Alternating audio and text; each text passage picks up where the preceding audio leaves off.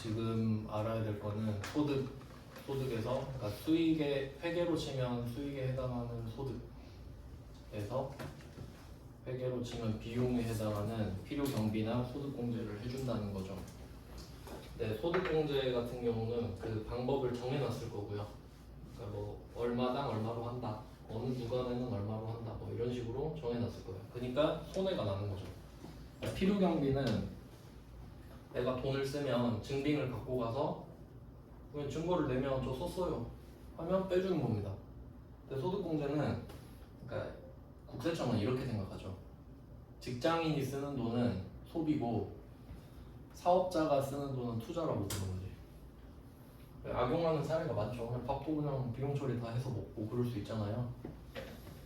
뭐 물론 그 선을 넘으면 안 되지만 적당한 선까지는 봐주기 때문에 그래서 이런 식으로 빼면 이제 이익에 해당하는 개념이 나올 거 아니에요. 그게 소득 금액이에요. 그래서 다르다는 게 포인트죠. 그러니까 소득과 소득 금액은 다르다가 포인트입니다. 아예 다른 개념이죠.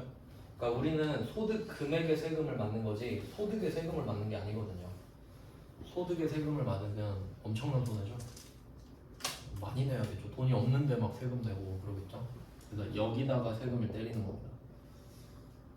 뭐 뒤쪽은 사실 거의 이 연금부터는 아예 그냥 안 나오는데 앞부분은 그냥 좀 설명을 드리면 이자랑 배당도 필요 경비를 빼주거든요. 이건 좀 한번 들어놓으면 푸실 수 있는 거라서 이 이자 배당을 합쳐서 금융소득이라고 합니다.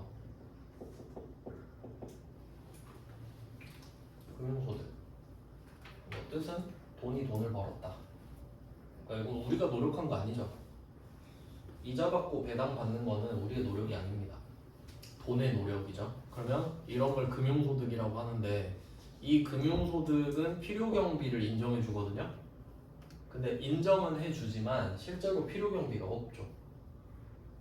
이자 받는데 뭔 돈을 써요? 그럼 받으면 끝나지. 배당도 마찬가지죠. 그러니까 얘네들은 이렇게 될 수 있어요. 이자 소득이랑 이자 소득 금액이 같습니다. 필요경비를 인정해 주는데 필요경비가 빵원이니까요. 그러니까 소득과 소득 금액이 같은 건 얘 둘 뿐입니다. 네, 그렇게 될 수 있겠죠. 한번 들으면 뭐 맞출 수 있는 거라서 뭐 외운다기보다는 이해하시면 되겠고. 그래서 얘는 있지만 없는 거다 사실. 그래서 같다 이렇게 낼 수 있고요. 그러니까 이렇게 내는 게 제일 쉬운 거예요. 금융소득은 금융소득 금액과 같다. 이렇게 꿀이죠 완전. 동그라미 하면 되고. 또 이렇게 낼 수 있죠. 퇴직소득과 양도소득은 분류과세를 한다 이렇게 내는데 장난치고 싶으면 이렇게 내겠죠. 양도소득과 퇴직소득은 분리과세한다. 뭐 이따는 말 내면 틀리죠. 뭐 그렇게 장난칠 수 있는 거예요. 그런 건 그냥 바로 주워 먹으면 되는 거고. 그래서 이렇게 소득 금액이 나오면은 이 구조가 일단 중요해요. 소득에서 필요경비 또는 소득공제. 그러면 그 아까 로또가 기타 소득이라고 했는데 그럼 내가 로또 10억 당첨됐잖아요. 기타도 필요경비 빼주거든요. 그럼 만약에 여러분이 로또 당첨됐잖아요. 그러면 로또 당첨되느라 얼마 썼을까? 1,000원이요. 1,000원 아니에요? 한 게임에 1,000원이니까 당첨되면 그것 때문에 1,000원 쓴 거잖아. 그게 필요경비예요. 그럼 1,000원 빼줘요. 그리고 때린다고? 이렇게 1,000원을 빼주고 나서 3억에 대해서는 22%, 그 외에는 그렇게 간다는 거예요. 그러니까 이게 좀 복합적으로 어우러져야 돼요. 빼긴 빼주니까. 그럼 그 금액이 기타 소득 금액이 되고 그걸 원천 징수하겠지. 네, 그렇게 되는 겁니다. 그래서 어쨌든 지금 그럼 이자 소득 금액, 배당 소득 금액, 사업 소득 금액 이렇게 소득 금액 6개가 쫙 모이겠죠. 그게 종합 소득 금액이에요. 합쳤으니까. 얘네들은 무조건 하나로 묶기 때문에 6개 합쳐서 종합 소득 금액이 돼요.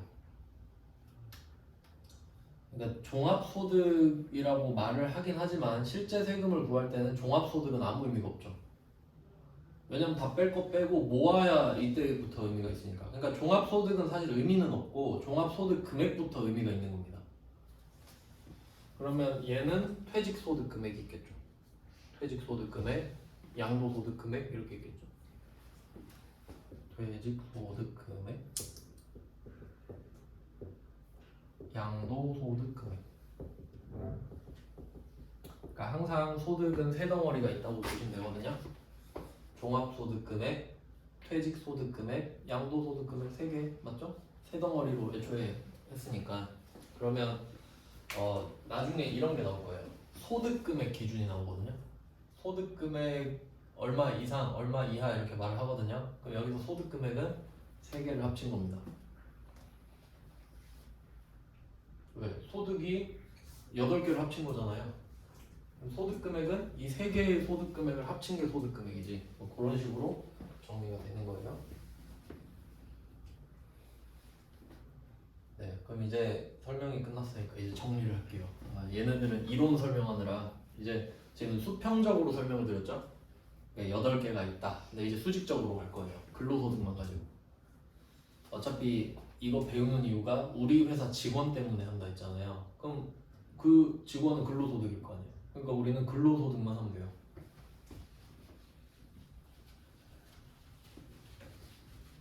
그러니까 8개 중에 근로소득만 한다고 생각을 하시면 됩니다.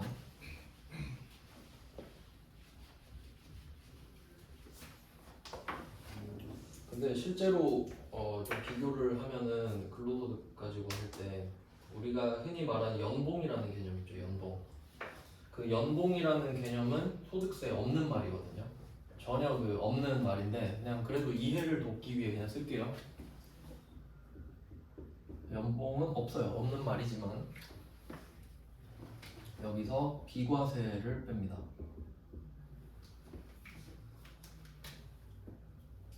네, 요게 포인트가 되겠네. 그러니까 연봉이라는 말은 안 쓰지만 비과세는 중요하거든요. 비과세는 어떤 뜻으로 보셔야 되냐면 네가 돈을 번 거 나도 알아. 너 돈 번 거 나도 알아. 근데 세금 안 거둘게. 이거거든요. 그러니까 반대로 말하면 우리는 비과세 소득이 있으면 좋은 겁니다. 돈은 벌지만 세금은 안 내니까. 비과세를 빼는 겁니다. 그러고 나서 시작이 돼요. 비과세를 빼고 나서 시작되는 게 근로소득입니다. 이제 근로소득으로 시작하는 거야. 근데 또 근로소득은 개념이고 실제로는 총급여액이라는 말을 써요. 총급여액. 총급여액. 얘는 근로소득에 해당하는 개념입니다.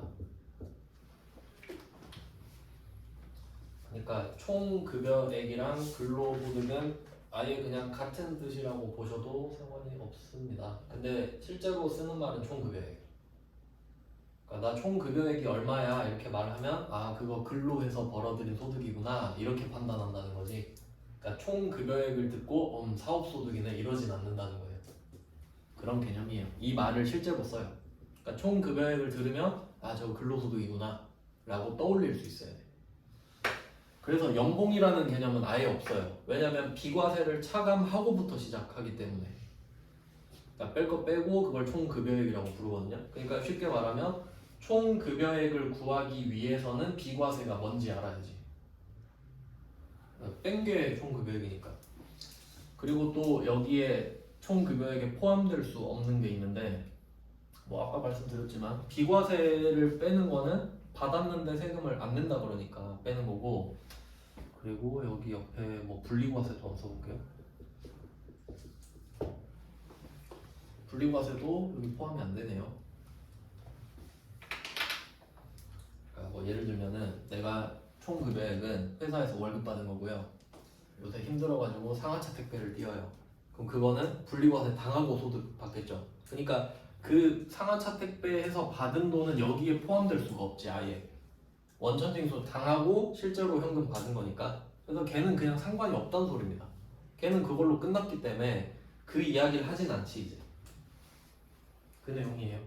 그러니까 비과세는 내가 받은 연봉에 포함되어 있는 애니까 빼야 되는 거고요. 제거를 해줘야 되는 거고, 분리과세는 애초에 들어온 적도 없어요. 그러니까 그냥 안 들어오게 냅두면 돼.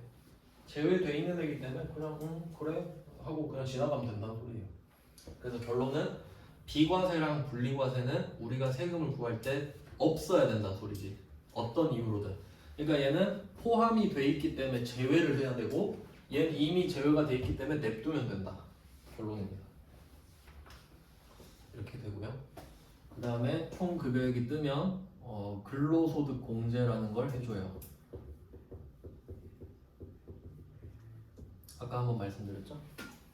직장인들이 손해를 보는 이유, 여러분이 월급을 다 쓰면 안 되는 이유가 여기 있는 거예요. 국세청이 지들 맘대로 빼버리기 때문이에요. 그러니까 저는 다 썼는데요. 그래도 소용없어요. 아니야, 너가 다 썼을 리가 없어. 너 1,000만 원밖에 안 썼을걸? 이런 식으로 그냥 지들이 표를 구해가지고, 그러니까 이 말은 우리가 총 급여액을 딱 적잖아요. 그럼 바로 근로소득 금액이 나온다는 소리예요. 정해져 있기 때문에 구간별로. 그래서 이걸 빼고 나면 이 밑에 나오는 게 근로소득 금액이 돼요.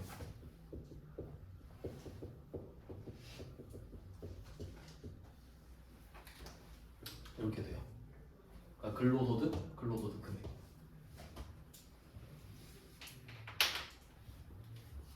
이렇게 나옵니다. 하나씩 구해가는 거예요. 그리고 이게 구간이 그 아까 밑에 깔아놨던 그 구간별로 세율이 다른 거 있잖아요. 얘도 그래요. 근로소득 공제도 처음 구간에는 많이 해주고 다음엔 점점 덜 해줘. 그러니까 많이 벌수록 덜 빼줘요. 그러니까 많이 벌수록 세금 많이 내게. 근데 이 중에 첫 번째 구간은 외워야 되거든요. 첫 번째 구간. 첫 번째 구간만 제가 금액을 적어드릴 테니까 그럼 같이 외울게요. 뒤에 나오거든요. 써야 돼가지고. 첫 번째 구간이 500만 원 이하예요. 총 급여액이. 왼쪽에 같이 써놓을게요. 첫 번째 구간입니다. 그러면 총 급여액이 500만 원이다. 이게 그 무슨 뜻인지를 이해하셔야 돼요. 그러니까 배울 때 이게 실제 상황이잖아요. 총 급여액 500을 들으면은 일단 불쌍하다 생각해야 돼요. 어떻게 1년에 500 벌었어? 어떻게 이런 느낌이라고. 그러니까 그냥 500이구나 이러면 안 돼. 와 500이면 먹고 살겠나? 이 생각해야 돼.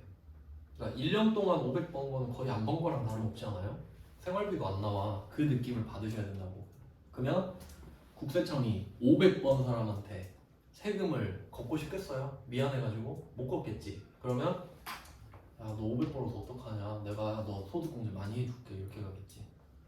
너 그냥 소득 없는 걸로 해줄게. 세금 내지 마. 이런 식으로. 그러니까 소득공제를 해준다는 거는 상대방을 무시한다는 게 아니죠. 너 소득 없는 거야. 그게 아니라 아이고 소득이 줄어들면 세금 덜 내니까 너 소득 없는 걸로 해줄게. 혜택의 의미로 생각해야지. 소득공제는 공제가 빼는 거잖아요. 근데 여기서 근로소득 공제를 70% 해줍니다. 그거 얼마죠? 350이죠? 350을 빼주는 거예요. 퍼센트까지 같이 외워도 돼요. 시험에 나왔어요.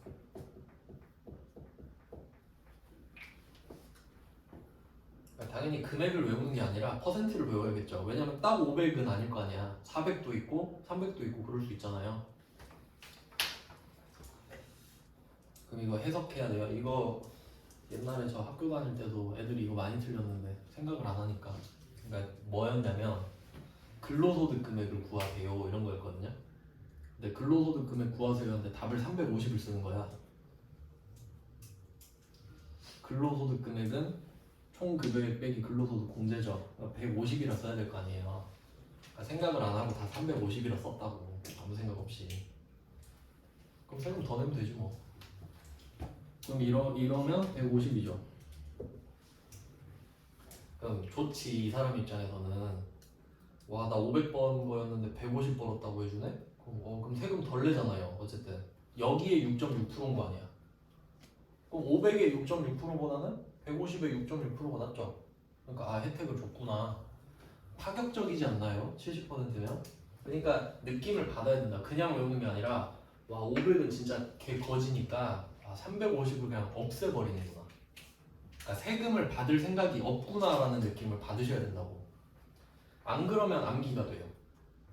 500에 350, 150 암기지 그러면. 느낌을 받으면 500은 불쌍하니까 많이 빼주는구나. 150이면 좀 낫겠지. 거의 안 되겠네. 이런 느낌을 받으셔야 된다고. 그럼 만약에 400 벌었으면 몇 퍼센트 빼주겠어요? 280 빼주겠죠? 그럼 120 넘겠죠? 그러니까 퍼센트로 외워야 된다고. 요 첫 번째 구간은 외우셔야 된다. 이건 암기. 이건 써먹어요 뒤에서. 제가 외우라고 한 적 한 번도 없잖아요. 이건 어쩔 수 없어요. 그러니까 좀 쉽게 외우시라고 상황까지 넣었잖아요. 억지로. 요거는 하나 외우셔야 된다. 그럼 여기서 포인트가 뭐냐면 누가 총 급여액이 500만 원이래요.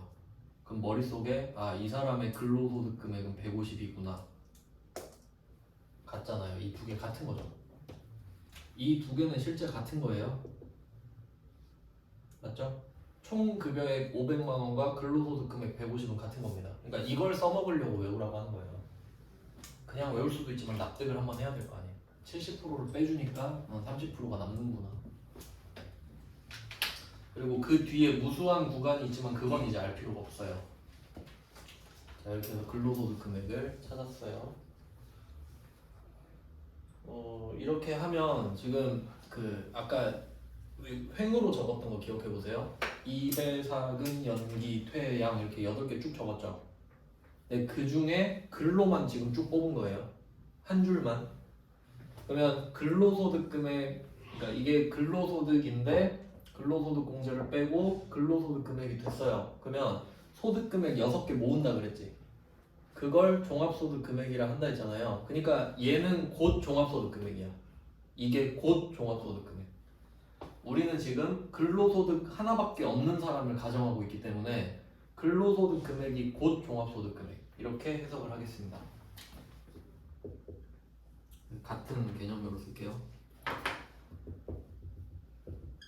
보통 그래요. 거의 다 이렇지 뭐.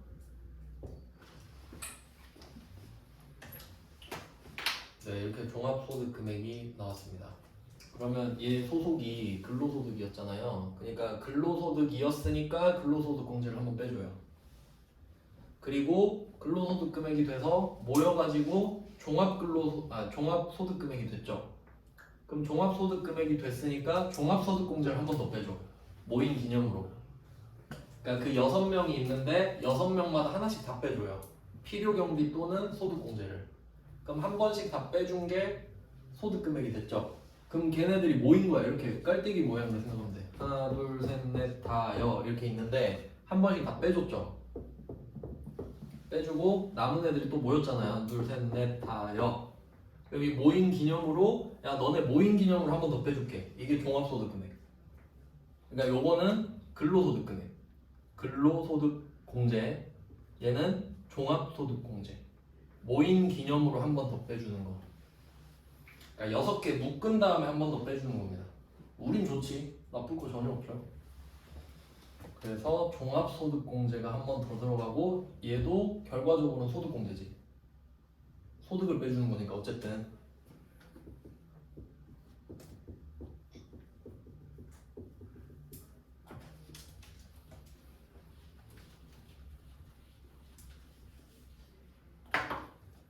자, 이렇게 했어요.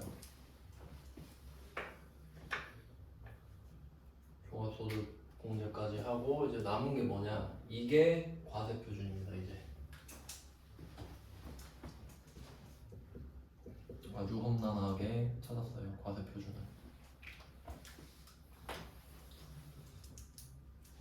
그럼 알고 있는 부가가치세랑 비교를 해보자면 부가가치세는 과세표준이 뭐냐 하면 공급가액 이렇게 대답할 수 있었죠.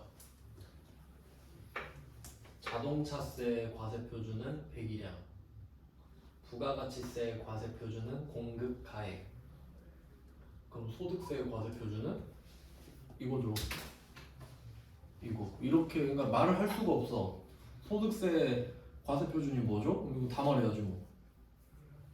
그러니까 원래 이렇게 복잡한 게 정상이에요. 그러니까 보통 세법 배울 때 부가가치세법을 제일 먼저 배워요. 제일 쉬우니까. 한마디로 정리할 수 있는 세금이 잘 없거든. 공급가액 딱 끝나버리죠. 과세 표준이 나왔어요. 그럼 과세 표준이 나왔다라는 건 뭘 의미하냐면 부가가치세에서는 공급가액이 과세 표준이었잖아요. 그럼 거기서 뭘 했죠? 밑에다 세율 곱했잖아요. 그러니까 과세 표준이라는 말은 세율 곱하기 직전이란 뜻이에요. 즉 과세 표준이 나왔다 이제 세율을 곱하겠군 이렇게 해석해야지. 세율을 곱하려고 표준을 구해놓은 거 아닙니까? 그래서 세율이 과세잖아요. 그러니까 여기에 세율이 들어가죠. 그러니까 이게 주인공이 되지 세율.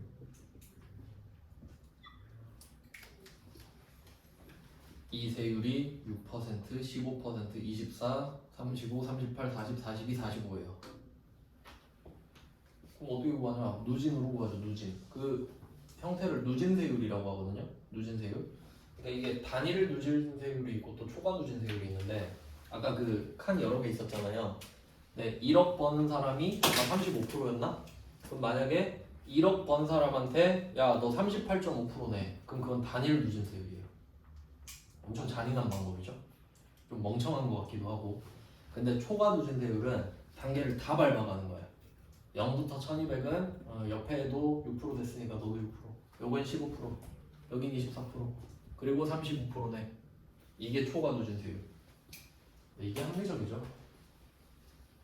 물론 저 같은 거지 입장에서는 단일 누진세율도 나쁘지 않아. 부자들이 많이 내겠지. 난 뭐 낼 것도 없으니까. 근데 너무 좀 비현실적이잖아요. 그럼 이제 다 이민 가버리지. 그래서 우리 소득세는 초과 누진세율. 초과 누진세율. 이 정도 말은 알아야 되죠? 초과 누진세율. 그러니까 누진은 쌓으면서 나아간다고. 누적하면서 전진하니까 누진세. 그럼 부가가치세는 단일 비례세율. 10%딱 하나 곱하죠. 그럼 10% 단일하죠. 그럼 단일 비례하잖아. 10%면 10%가 비례죠. 그러니까 비례세. 단일 비례세율. 얘는 초과 누진세율. 이런 식으로 말을 해요. 그래서 이게 아주 중요한 구조인데 이걸 알아야 여러분도 근로소득자일 수도 있잖아요. 그럼 세금을 아낄 수 있는 거야. 그래서 잘 생각해보면 이 구조를 봤을 때 머리를 어떻게 써야 되냐면 세율이 있죠. 세율이 들어간 이후는 사실 별로 소용이 없어요. 세율이 들어가기 전에 깎아놔야 좋은 거지. 이미 세율 맞아버리면 이미 금액이 나와버리거든요. 그럼 거기서 빼는 건 금액이 별로 그렇게 영향가가 없어요. 그러니까 위에서 빼는 게 중요하고 그게 바로 소득공제가 중요하다였죠. 그러니까 내가 만약에 세율이 높잖아요. 그러면 이 소득공제를 필사적으로 받아야 됩니다. 내가 세율이 49.5%면은 왜? 100원 벌면 49.5원 내니까 이걸 줄이는 게 미션인 거야. 근데 내가 세율이 6.6%예요. 그럼 안 무섭지. 이게 뭐 만 원이 늘든 2만 원이 늘든 안 무섭잖아. 그러니까 소득공제는 부자들한테 유리하다. 이런 결론이 나와요. 아주 큰 영향을 미칩니다. 그래서 이렇게 세율을 곱하면 산출세액이 나오고 이 밑으로는 이제 산출세액 나오고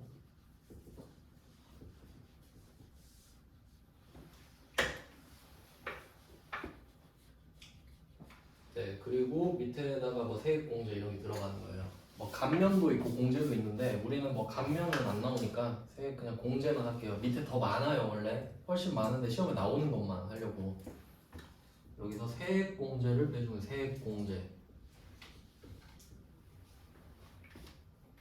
얘도 공제인데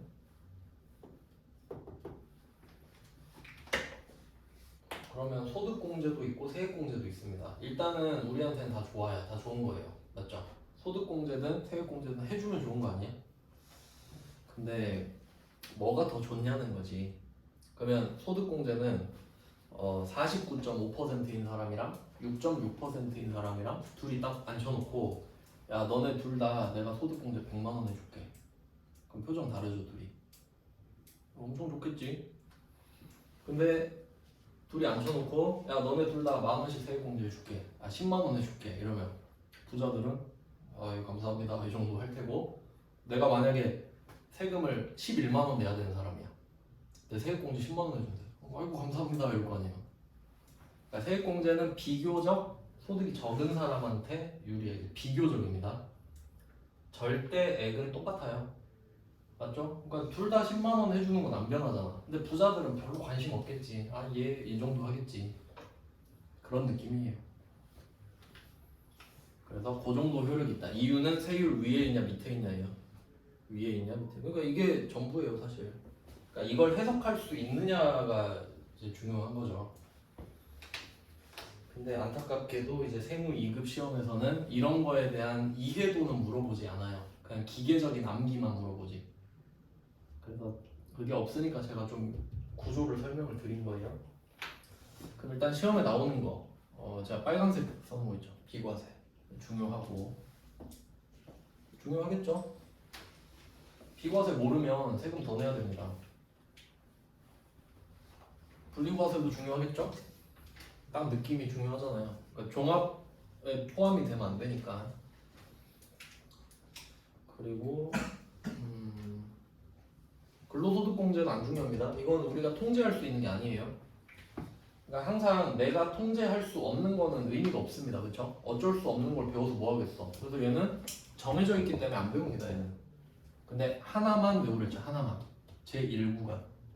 요것만. 그 외에는 필요 없어요. 얘는 안 배우고요. 이걸로 끝.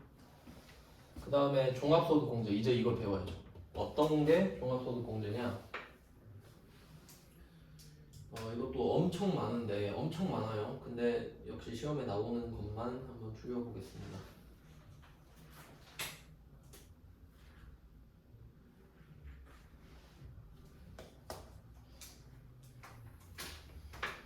일단 유명한 게 종합소득공제 있는 것 중에 인적공제가 있습니다.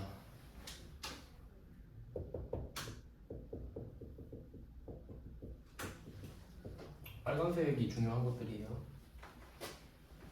인적공제는 다 들어보셨을 것 같은데 내가 그 데리고 사는 사람이 많으면 돈 많이 쓸 거 아니에요. 그럼 세금을 깎아줘요. 그러니까 너 가족이 되게 많네. 그럼 소득공제 좀 해줄게. 이런 느낌이죠. 그래서 나중에 이거 가지고 싸우는 경우도 있어요. 형제끼리. 엄마 아빠를 내 이름으로 할 거냐, 네 이름으로 할 거냐 이렇게 되겠지. 그럼 이제 합리적인 방법은 형한테 몰아준다 이런 게 아니라 형 얼마 벌어? 나 얼마 벌어? 이렇게 해서 내가 관계세율이 돈 높네? 그러면 내 이름으로 하고 형 내가 그냥 페이백 해줄게. 이게 맞죠? 그게 현실적인 방안이라는 거지. 근데 이런 거 모르면은 내가 형이니까 나한테 양보해 이러겠죠? 사이 안 좋아지고. 그래서 이렇게 정확한 수치를 이해를 하셔야 되는 거예요. 그러면 만약에 인적공제가 어떤 효과가 있냐면 한 명당 150만 원이에요. 근데 이걸 모르는 사람은 150? 이러겠죠? 근데 우리는 바로 머릿속에 상계세율 떠올라야 돼요. 그럼 일반적인 세율이 15%입니다. 일반적으로. 그럼 16.5%에 해당되는 사람이 제일 많아요. 그럼 한번 계산해 볼게요. 내가 만약에 인적공제로 우리 엄마를 넣었어. 24만 7,500원. 세금 덜 냅니다. 이렇게 나와야 현실적이지. 150 빼줄게. 그럼 그게 뭐예요? 저도 몰라요. 이러면 안 되잖아. 그럼 150이면 한계세율이 16.5니까 25만 원이다. 와, 괜찮은데? 그럼 두 명이면 50. 이렇게 해서 이렇게 쫙쫙쫙 떨어지는 거지. 근데 옆에 형은 야, 난 49.5인데? 아, 형이 해. 이렇게 가야겠지. 그냥 150인데 49.5면 75만 원이잖아요. 그러면 내가 하면 25고 형은 75거든요? 그럼 형, 나 30만 원만 줘. 이게 낫지, 차라리. 형 50 아끼고 나 30 줘. 그럼 서로 사이 좋잖아요. 그러니까 알아야 돼. 몰라서 안 하는 사람도 많습니다. 인적공제. 그건 제 잘못이죠. 인적공제는 150이에요. 한 명당. 그래서 잘 되면은 나중에 이렇게 돼요. 엄마, 아빠, 장인, 장모, 할머니, 할아버지 막 다 넣어. 그럴 수도 있겠죠. 그럼 뭐 세금 없는 거지. 거의 엄청 깎일 수 있죠. 그래서 이 전략은 부자들한테 몰아주기 전략으로 가셔야 됩니다. 왜냐면 이게 사실 소득세는 혼자 계산하면 별로 의미가 없고요. 그 배우자끼리 나와야 전략을 짤 수 있어요. 그러니까 너한테 밀어줄까 나한테 땡길래 이게 나와야 되거든. 그럼 이거에 따라 총 세액이 달라지죠. 그러면 그 포트폴리오를 짜가지고 우리 이렇게 하는 게 세금 제일 덜 내는데 어차피 경제공동체잖아. 각각 과세를 당하지만 그러니까 그게 소득세 의미예요. 그러니까 배우자끼리 전략을 짜는 게 이것도 뭐 알아야 전략을 짜겠죠. 뭐 나중에 이거 그 대충 틀 알면은 엑셀 파일 그냥 대충 만들어가지고 금액을 넣어봐요. 그럼 케이스 1, 케이스 2, 케이스 3 해서 제일 낮은 걸로 하면 되잖아. 그게 세무사가 하는 일이에요. 이렇게 하면 세금 제일 덜 나와요. 아니까 알려주는 거라고. 이거 되게 간단해요. 이런 거 요새 엑셀 파일 이런 것도 다 뿌려져 있거든요. 이제 뭐 몰라서 안 쓰는 거죠. 이쪽 공제는 그런 기능이 있고요. 그 다음에 뭐 주택 관련된 것도 있는데 그건 살짝 지역적인 내용이라서 일단 메인으로 설명은 드리지 않겠습니다. 그건 기출 풀면서 그냥 할게요. 주택 관련된 거는 이름만 들어도 돼요. 주택 임차 차입금 공제. 그러니까 내가 집이 없어. 그러니까 집 사야돼가지고 뭐 그 돈을 빌린 거예요. 그럼 그 돈을 빌렸으면 이자 갚아야 될 거 아니에요. 원금이랑. 그럼 그 갚는 금액에 대해서 소득 공제를 해주는 거야. 그럼 그래도 팽팽 노는 사람보다는 집 사느라 돈 쓴 사람이 더 낫잖아요. 그러니까 세금 깎아주겠다. 그러니까 집 사라고. 그러니까 놀지 말고 집이나 사라고. 그 뜻이 되겠죠? 그다음에 장기주택 저당 차입금 비슷한 건데 중요하진 않아요. 그 다음에 또 여러분이 알만한 거는 기타 소득 공제 중에 신용카드 등 사용금액 소득 공제라는 게 있어요. 신용카드 등 사용금액 소득 공제.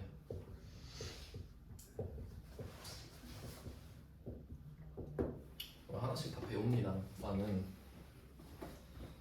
네, 여러분도 막연하게는 알고 계실 거예요. 카드 쓰면 세금을 깎아준다던데. 그래서 막 어릴 때부터 엄마가 돈 쓰면은 엄마 이름으로 현금 영수증 해 막 이러고 하잖아요. 그거예요 이거. 현금 영수증도 신용카드 등에 포함되는 거 아시죠? 체크카드, 신용카드, 현금 영수증. 근데 이게 그 우리 부가가치세 때 다 배웠어요. 신용카드, 체크카드, 현금 영수증. 근데 효과가 달라요. 한번 이해해 볼게요.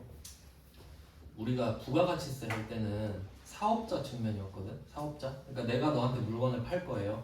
내가 너한테 물건을 준다. 결제 뭘로 하실래요? 이렇게 하죠. 체크카드 내밀 수도 있고 신용카드 내밀 수도 있고 현금 영수증 해주세요 할 수도 있죠. 근데 우리한테는 상관없어요. 우린 어차피 부가세 걷어서 내는 거야. 끝이야. 그러니까 네가 신용카드를 쓰든 체크카드를 쓰든 현금 영수증을 해달라고 하든 상관이 없어. 맞죠? 어차피 10만 원이면 11만 원 내놓고 나 만 원 내라니까 빨리 줘. 11만 원. 증빙 뭐 주라고? 카드 전표 자. 이런 느낌이지. 그러니까 구분이 없어. 부가가치세법에서는 네가 빚을 져서 물건을 사든 체크카드로 쓰든 관심도 없고 상관도 없죠. 왜? 난 사업자니까. 너한테 걷어서 내면 되니까. 근데 이번엔 소득세잖아요. 이제 내가 돈을 쓴다고 내가. 그럼 이제 상대방이 사업자야. 저 물건 사러 왔어요. 신용카드 내밀기, 체크카드 내밀기, 현금 영수증 요청하기. 그럼 이제 달라. 왜냐면 체크카드를 쓰는 거랑 현금 영수증을 달라고 하는 거는 진짜 내가 있는 돈을 써야 됩니다. 맞죠? 신용카드는 내 돈 아니죠. 빚진 거죠. 그러면 급을 나눠요. 뭘 더 좋게 보겠어요? 내 돈 쓰는 거랑 네 돈 쓰는 거랑. 내 돈 쓰는 사람이 더 올바른 거 아닙니까? 그렇잖아요. 미래에 내가 번 돈을 땡겨서 쓰는 사람 별로 좋지 않잖아. 그러니까 현금 영수증이랑 체크카드가 급이 같아요. 여기서는 현금이야. 신용카드는 급이 낮아요. 남의 돈으로 물건 사고 있잖아. 이해되십니까? 그러니까 카드를 쓰면 세금을 깎아주겠대. 근데 신용카드는 남의 돈이잖아요. 그럼 남의 돈 쓴 사람을 많이 깎아주면 안 되잖아. 그럼 다 빚져갖고 해버리는데? 그러니까 남의 걸로 땡긴 애들은 너는 좀 급이 낮다. 그래야 덜 쓸 거 아니에요 또. 네, 현금 영수증이랑 체크카드 쓰는 사람은 막을 필요가 없지. 지 돈 쓰겠다는데. 맞죠? 그런 의미야. 그러니까 부가세랑은 다른 거 아시겠죠? 부가세는 내가 너한테 걷어서 내는 입장이니까 상관없었어. 근데 이젠 내가 쓰는 거니까 상관이 매우 있지. 그래서 결론은 체크카드 현금영수증을 써라. 네, 전 신용카드 부셔버렸는데 신용카드 악의 축이죠. 네, 그럼 신용카드 사용금액 소득공제 이것도 소득공제죠. 그러면 결론 부자들한테 유리하다. 맞나요? 저게 진짜 웃긴 거예요. 저거 원래 없앨라 그랬거든요. 이유 부자들한테 좋으니까. 근데 왜 안 없어진 줄 아세요? 서민들이 와갔어. 저거라도 해주세요 이러고. 그러니까 그런 말이냐. 민중은 개 돼지라고. 그런 거예요. 자기들은 혜택을 받지도 못하거든요 사실. 근데 아니 카드 쓰면 세금 공제 해주고 얼마 받는지도 몰라. 근데 그냥 해달래. 없애지 말래. 그래도 그냥 냅둔 거예요. 근데 부자들만 꿀 빨아. 그렇겠죠 구조상. 그런 공제예요. 제가 요거 카드로 얼마 세금 아낄 수 있나 좀 알려드리겠습니다. 여러분이 좀 경각심을 가지라고. 결론은 그거예요. 막 저거 카드 쓰면 세금 깎아준다던데 이제 그런 말 하는 사람 제일 한심한 사람입니다. 얼마 깎아주는지 말씀드릴게요. 이게 자기 소득이랑 상관이 있어요. 소득이랑. 그럼 그냥 계산 편하게 이 총 급여의 기준이거든요. 4천이라 해볼게요. 일반적인 금액. 광주에서 4천이면 뭐 그냥 그럭저럭 4천이라고 할게요. 참고해주세요. 여러분 금액이 다르더라도 비교해볼 수는 있잖아 어차피. 그럼 여기서 25%를 버립니다. 여기서 25%를 버려요. 뭔 말이냐면 여러분이 만약에 총 금액이 4천이에요. 그럼 내가 카드를 2천을 썼다. 그러면 1,000만 원은 아예 아무것도 안 해줘요. 그러니까 25% 버리는 거예요. 그냥 바닥에 깔아버려요.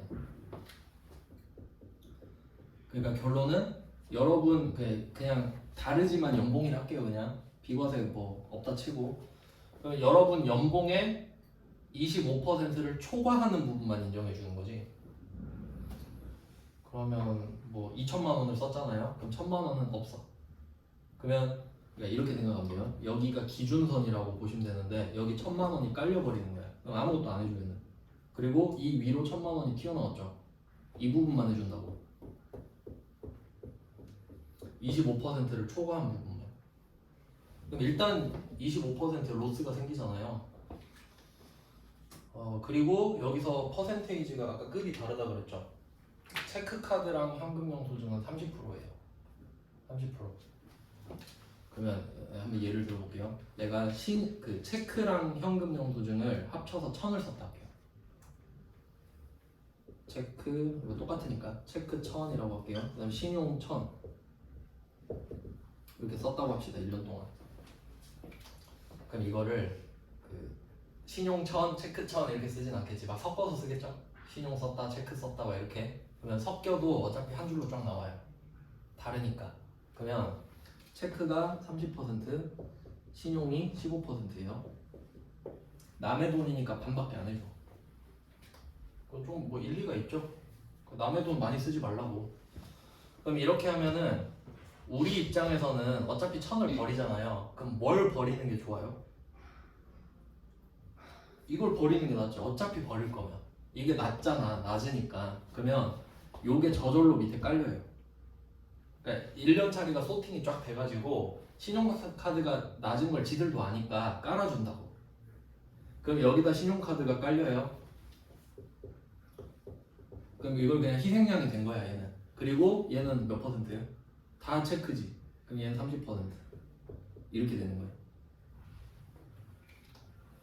그럼 1,000에 30%만 남겠죠? 얘는 없으니까. 그럼 1,000에 30%하면 얼마죠? 300. 300이 소득공제다. 300 소득공제입니다. 그럼 얼마 깎아주냐? 50.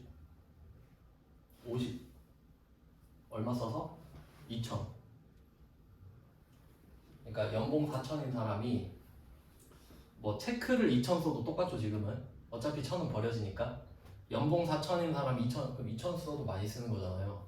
반을 쓰는 건데. 그럼 얼마 깎아주냐? 50. 그럼 이걸로 세금을 아낄 생각을 하면 안 된다 이거지. 그러니까 그냥 아무 생각 없이 쓰는 건 괜찮은데 이거 쓰면 세금 깎아준다던데 그러고 쓰면 안 돼. 그건 바보예요. 그럼 차라리 50을 덜 쓰는 게 낫지 그냥. 그렇잖아요. 그래서 결론은 카드 공제는 거의 못 받는다 생각하시면 돼요. 그러니까 만약에 내가 연봉 4천인데 난 엄청 알뜰해요. 알뜰해. 그럼 1,000도 안 써. 1년에. 그러면 체크를 쓰든 신용을 쓰든 상관이 없어지지. 아무것도 없으니까. 근데 그거 모르는데 막 힘들게 꾸역꾸역 체크 쓰고 그러면 그것도 바보잖아요. 그러니까 알고 전략을 짜야지. 근데 무턱대고 그냥 체크 쓰면 좋대 이것보다 낫잖아요. 그럼 어차피 나는 1년에 1,000도 안 쓰니까 그냥 신용카드 써가지고 그 영화표나 공짜로 받으려다. 그게 훨씬 효율적이죠. 이렇게 전략을 짜셔야 되는데 그러니까 모르니까 뭐 전부 다 모르니까 그러는 거죠. 그래서 별로 의미 없습니다. 이거 카드 공제는. 근데 이제 배우자랑 붙으면 또 괜찮아. 배우자랑 붙으면 한번 설계하는 법을 생각해 볼게요. 그러니까 실제로 이게 여러분한테 도움이 돼요. 왜냐면 이거 항목 외우는 건 언제든지 할 수 있잖아요, 솔직히. 근데 그거 외워서 뭐 하겠어요? 책에 다 나와 있는데 어차피 AI가 다 해줄 거 아니야 이제? 그러니까 우리는 구조를 이해하는 게 훨씬 낫지. 그리고 AI 시키고. 네, 그러면 어떻게 되냐면 자, A랑 B랑 배우자라고 할게요. 자, 우리 세금 좀 아껴보자 이 얘기를 했어요. 이 사람이 한계세율이 부자예요. 얘 49.5예요. 얘는 뭐 16.5라고 합시다. 이렇게 됐다고 할게요. 둘 다 월급쟁이에요. 그럼 둘 다 카드를 쓰겠죠. 근데 이 카드라는 게 명의 기준으로 가기 때문에 내 명의 A 명의로 카드 쓰고 B 명의로 카드 쓰면 흩어지죠. 근데 모으는 게 좋잖아요. 딱 봐도 25%를 버리니까. 그럼 이때 전략을 짜는 거야. 야 우리 몰아주기 하자. 어차피 우리 세금 그냥 같이 내면 되니까. 그러면 누구한테 몰아줄 것인가? 이런 거예요. 약간 좀 게임 같지 않나요? 세금을 아껴라. 이건 돈이 걸린 거야. 도박보다 훨씬 낫잖아요. 누구 명의로 해야 될 것 같은지 한번 생각해봐요. 마음속으로. A입니다. 왜 그럴까? 4분의 1이라서. 4분의 1이라서 얘 연봉 얼마겠어요? 억 단위겠지. 억 단위겠죠? 아까 세금 봤잖아요. 49.5 되려면 10억 넘어가야 돼. 그럼 얘 10억 넘게 벌어요. 그럼 카드로 2억 5천 쓸 자신 있어요? 아, 나 자신은 있는데 생각하면서 쓸 자신은 없지. 그렇게 하면 얘는 2억 5천 아 너무 많이 쓰는데 이렇게 되지. 그러면 야 2억 5천 그냥 됐고 야 너 연봉이 저거 4천이니까 그냥 너 거라도 받자. 4천이면 분명히 1,000은 넘을 거 아니야. 얘는 이 4분의 1을 넘을 수가 없다니까. 아예 못 받는 것보다 조금 받는 게 낫죠. 조금이라도. 맞잖아. 결국 몇만 원도 돈 아닙니까. 그럼 이렇게 주는 게 맞죠. 그냥 A 명의로 된 카드를 B한테 줘. 그럼 B가 써도 A가 쓴 거지. 이해되시나요? 그러니까 이걸 알아야 할 수 있는 거죠. 근데 모르면 어떻게 하겠어? 그냥 막 쓰지 뭐. 그냥 막 써. 아무 생각 없어. 그럼 너도 못 받고 나도 못 받고 사이좋게. 이런 거예요. 이해되시나요? 그러니까 왜 배우는지를 알아야 돼. 그러니까 자격증 따려고 배우는 게 아니라 이거 하려고 배우는 거라니까. 그럼 이 지식을 전달해 줄 수 있는 게 돈이 되지 자격증 자체가 돈이 되는 건 아니잖아요. 그러니까 생각을 해보셔야 돼요. 부가가치세는 우리가 통제할 수 있는 게 간이과세자밖에 없었어. 맞나요? 간이과세자 어떤 게 있었냐면 4,800 미만은 부가세를 안 낸다. 그런 게 있었죠. 그럼 내가 일부러 간이과세자를 해가지고 4천만 원어치만 파는 거야. 4,400의 매출이 생기겠죠. 그러면 부가세 400이 붙으니까 그 400은 누구 거? 내 거잖아. 그러니까 부가세는 그렇게밖에 활용을 못해요. 왜? 넘어가는 순간 부가세 내야 되니까 이제. 그러니까 그 외에는 통제가 불가능하니까 내가 할 수 있는 게 없다고. 거두면 내야 되죠. 그러니까 부가세는 간이과세자가 여러분한테 제일 도움이 돼요. 차라리 4,400 유지해서 400 내가 먹어야지. 이게 현실적인 방법이고 얘는 할 게 엄청 많단 말이에요. 이렇게. 그래서 배워야 돼요. 그러니까 부가세는 솔직히 할 수 없고 그냥 이론만 배우는 거예요. 아 이렇게 굴러가는구나. 근데 얘는 배우고 써먹고 훨씬 더 중요해요. 왜냐하면 여러분도 연말정산을 당하잖아요. 그러니까 그걸 하는 입장을 우리가 하는 거니까. 그런 내용이에요. 네, 내일 이어서 볼게요. 고생하셨습니다.